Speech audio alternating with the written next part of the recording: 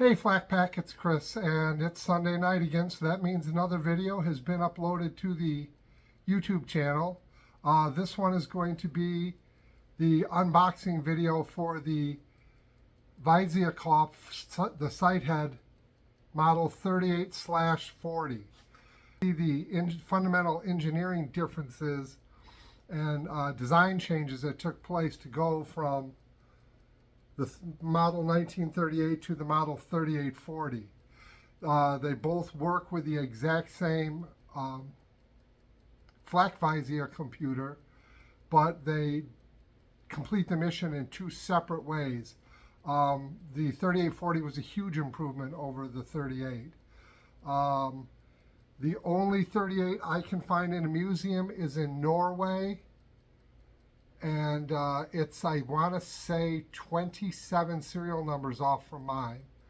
But any photographs I've seen are the ones in the manual that have been edited to say 3840 when it's clearly a 38. And once you know the difference, you can't unsee it. And a couple mounted on guns that you can read the serial number on them. And all the serial numbers I've encountered like this are below 1,000. Now that doesn't mean they didn't make higher serial numbers. It's just I'm saying with the available research, that's all I can find is 3-digit numbers, and oddly enough, all grouped within a couple hundred of each other. My 38 is missing the tin hood that snaps over to protect the 45-degree angled combining glass. So I've got, thanks to Al in Australia, I have some high detailed line drawings of it, so I can post one of those up and see if we can have someone identify one. Even though it's different from the 3840, it's similar, and when you see them next to each other, you'll see, oh yeah, that is different. But the 3840 I own was purchased by the Portuguese from Germany during the war. A lot of these sat in storage along with Flak 38 single gun anti-aircraft guns. Sat in storage until the late 80s, early 90s, and were sold off. And these were brand new, never used sights. The tools in them, well, you'll see, are immaculate. The optics, everything that are in there have all had a Portuguese serial number added to them. The box itself, rather than having the German stencil on it, has been overpainted with Portuguese. Same information, what serial number sight it is. But the only piece that's with it that has German is in the original manual that comes with each sight. They've got a an actual target that folds out to about 1/2 meter by about 3/4 of a meter, and it's got 3 rounds fired from the gun that it's with, using the sight that it's with to show the calibration of the sight. And that document is written in German and Portuguese, which is kind of cool, because whenever you talk to people about the Portuguese contract guns, they act like they were something that was done after the war. It was not. These were brand new guns sold during the war. Germany sold a lot of arms during the war. They sold, we all know, Panzer IVs and Stug 3s to Finland that they were producing on the exact same, they were just pulled from German production and shipped. There was no separate model or different model that was there. And the same thing goes with these flak guns. They're the identical model taken right off the German assembly lines without any, hold back or anything. The same technology the Germans were using on the Eastern Front and the Western Front was being used and trained for the most part by Portugal and kept in storage. A lot of the guns that exist today came from this cadre that appeared in the 80s and 90s. The major thing about them is there is no armor with them. They were intended for airfield defense, not ground combat. So the armored shields we're used to seeing most of those are originals. There have been some reproductions made, but or in the last 20 years dug out of the ground, and people have put together sets of armor. But for a set of armor that's all, and each piece is stamped with an individual number and a serial number, for a complete set of armor for a Flak 38 that's all from one set is very rare.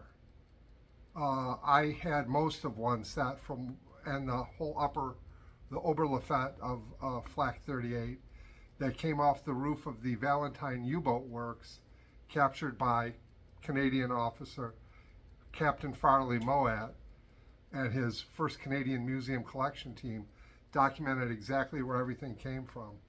And but the armor that was on it was all from one set, which is kind of rare. That's in California now, was sold to a collector out there. But so when you see the Portuguese stuff, it's painted a slightly different color, brush painted right over the German gray or whatever. But when you see the actual artifact itself, it's in fabulous condition. In the box you can see all the tinted glass for the combining glass part of the sight, the screwdriver in absolutely pristine condition. Down in the bottom here you can see our old friend, the optics cable light. This is a shorter version. The box for the batteries is down here. This area is taken up by the sight. In the corner are the open end wrenches and screwdriver, and the optics. And this is a sight removed from the box. Now, contained in this little box on the side here is all the spare glass you'll need to operate the sight. And included in that is UV canceling green glass in 3 different shaded gradients. This is the lightest, going all the way up to almost black. Next is the ellipsenglas that puts a set of crosshairs superimposed right in the middle of the combining glass sight. This is very useful if your battery dies or your electronics are damaged and all the lights inside of the sight that project the crosshairs onto the reflecting glass suddenly go out. You at least have this set of crosshairs to use. And this is one of the most important pieces. This is the 45-degree angle combining glass that reflects the internally generated and lit crosshairs from inside the sight back through to the gunner's eye. This is a sheet of glass with a tint to it. You can see it's 29%, reflects 47% of the light back, and is coated with silver on both sides. Essentially what this is, it is a piece of two-way mirror that is mirrored on both sides. And here you can see perfect image reflected on the silvered glass, but when you get down to it, you can see through the glass. And this is what the inside of the box looks like, with everything back in place, ready for the sight to be put into place. And a lot of people ask what this little box sticking off the front of the main box is for. And as you can see, it gives clearance for that plug. And that is all. Now, one of the #1 questions I'm asked whenever people see these sights is, what is this Bakelite piece off here on the side? Well, what it is it's a light bulb and reflector assembly with 2 electrical pickups here by my thumb. And this is the storage spot. So if you're in bright sunlight, you don't need an electrical light source to illuminate the crosshairs that are inside the sight. You let natural light come in through there, it will make those crosshairs appear in the combining glass without having to use a battery at all. And when you remove it from the storage side of the unit, you place it, push this lock in with your thumb, and it locks in position, and those two electrical contacts make contact with these little electrical outlets.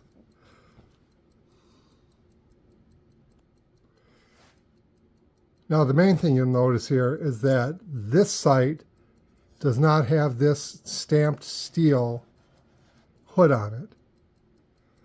Well, I am looking for one, and if we can find one, I will be very happy.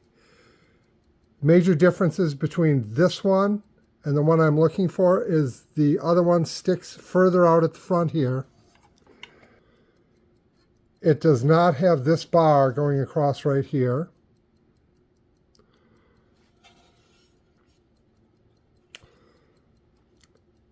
These notches on the side are just as big, but they're square. Perfect 90-degree corners on both sides. First thing you meet with the earlier model 1938 sight is the complete lack of iron sights, and there's no type of crosshair at all. If the glass becomes damaged or the electricity is cut, this sight becomes useless. It just becomes a boat anchor. Now here you can see the fundamental differences in direct comparison. The green sight on the left is the model 3840. It's the most commonly found sight for the single and quad Flak 38s. And the one on the right is a Visierkopf 38. This is the earlier version. And as you can see, only has two pieces of glass. The identical mounting system for the ground fire optics. They both have the ability to shift the tinted glass out of the way if need be. But the major physical differences on the outside are the 38 has this square panel that you have to remove to internally adjust the sight, where on the 3840 that panel has migrated to a round design.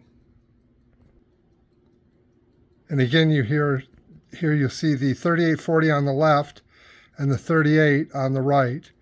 The 38, you'll notice the body is cast in a square box, where in an attempt to either save material or make a more robust design on the model 3840, you can see they went to intersecting cylinders.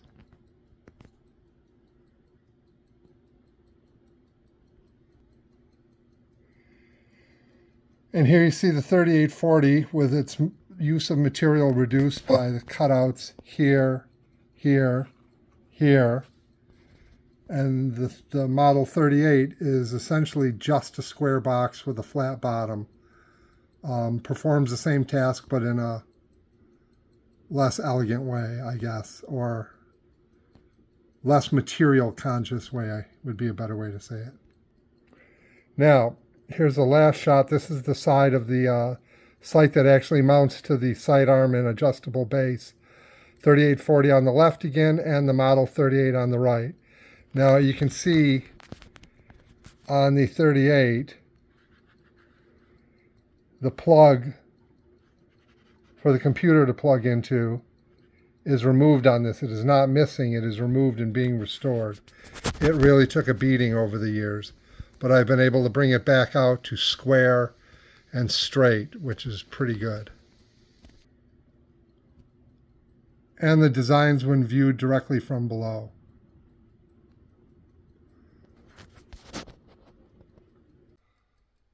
Well, that's all well and good, but you told us you were going to show us how it works.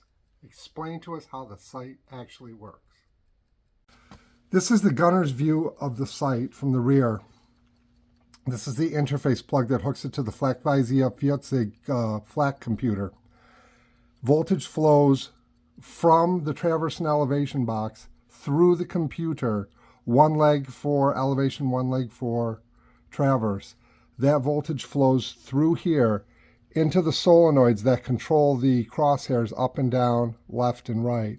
If you look at the light coming in from the front of the unit, you can just barely see the crosshairs that float up and down under the control of the computer. See this iron post sight here at the back lines up with the crosshairs on the ellipson glass.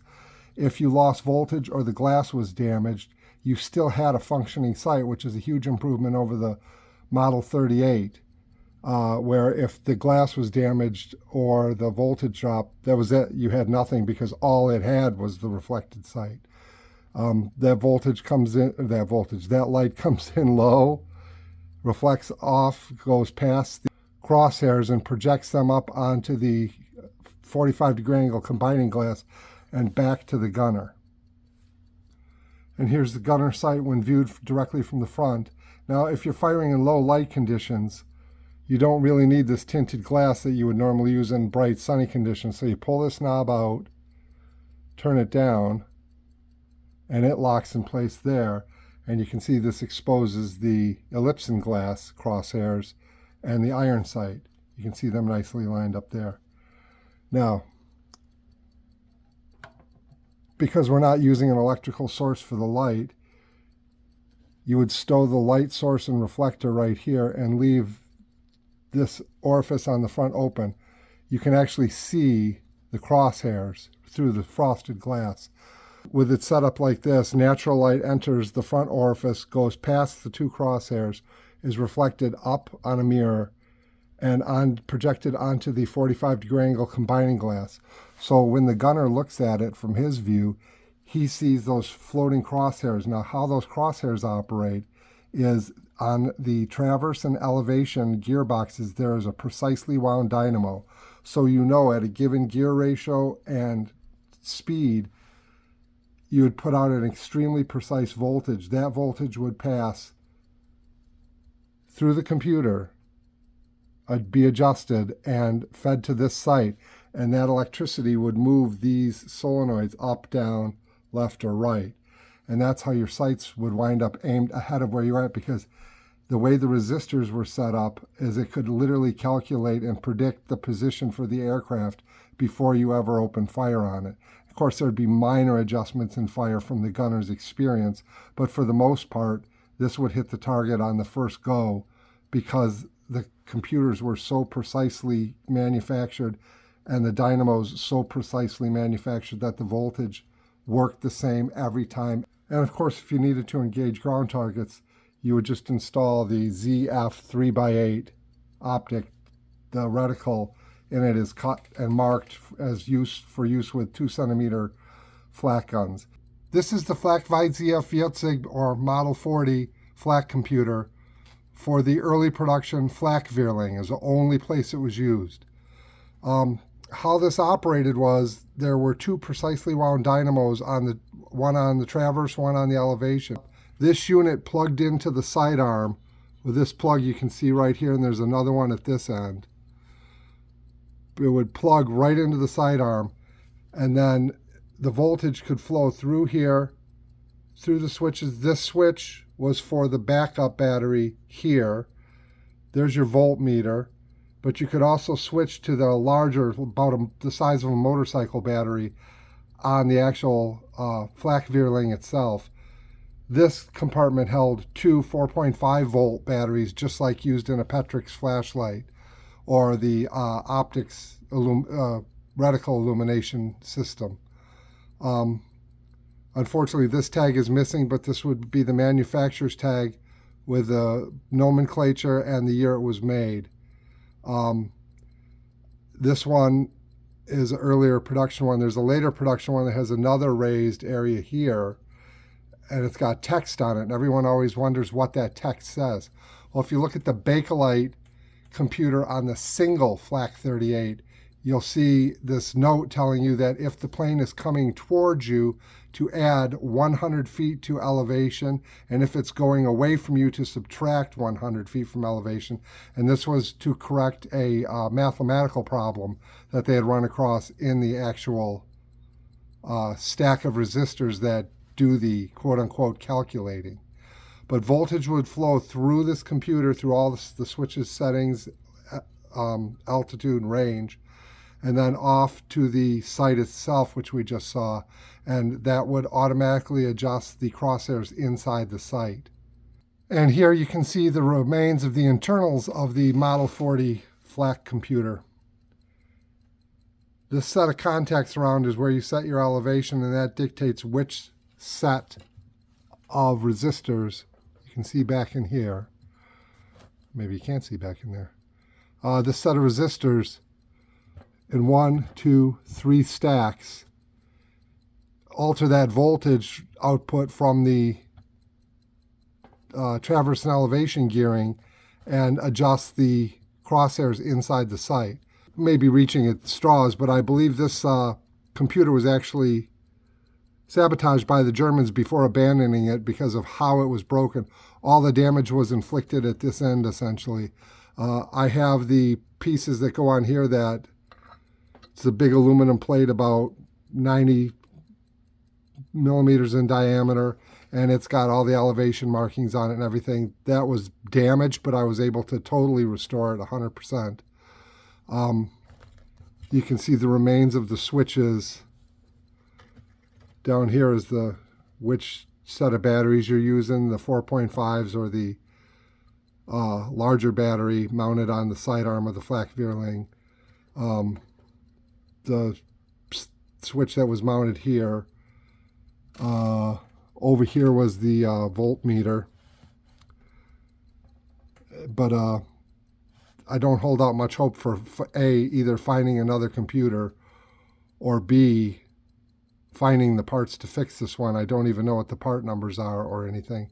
So if anyone has anything like this laying around, I would love to hear about it. The only other one that I know of is in Fort Sill, Oklahoma, at the Air Defense Artillery School's reference collection. It's the only other one that still has this computer on it. This computer was withdrawn from service by the Germans.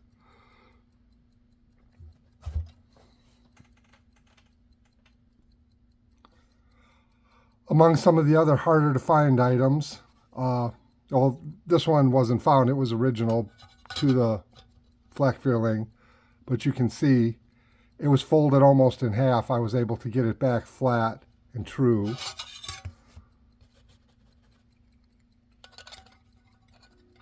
Original Bakelite window for the elevation wheel. The selector bezel.